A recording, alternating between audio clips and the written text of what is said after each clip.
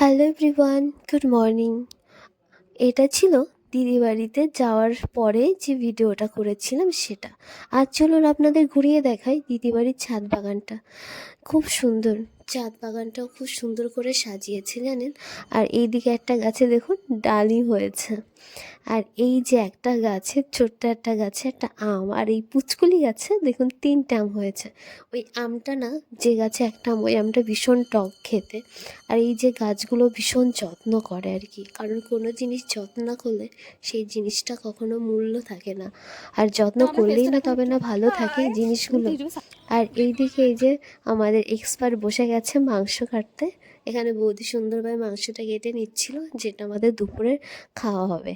তো এই দিকে আমরা নিচে চলে এসেছি, সমস্ত রকমের মশলা যা যা লাগবে সব কেটে বেছে নিয়ে আমাদের এবার গিন্নি রান্না করতে শুরু করে দিয়েছে।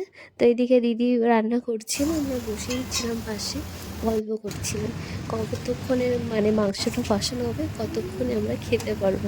আমরা তো এই ধান্দায় বসে আছি। তো এই দিকে আমাদের কষাটা কিন্তু খাওয়া হয়ে গেছিলো, কিন্তু আবার আমরা টেস্ট করার জন্য বাটি নিয়ে বসে পড়েছিলাম। তো এইদিকে দিদির রান্না প্রায় কমপ্লিট হতেই গেছে। আর এই দিকে আমাদের খাওয়া দাওয়া করে কিন্তু আমরা বসে গল্প করছিলাম। তারপরে এই যে ছোট্টর বায়নাতে এখন আইসক্রিম খাওয়া হচ্ছে। ওকে প্রথমে বলেছিল দেবে না, তো আইসক্রিম পাবে যখন শুনেছে, ওই যে নাচ শুরু করে দিয়েছে। তো ভিডিওটা আমি এখানেই শেষ করছি, সবাই ভালো থাকবে।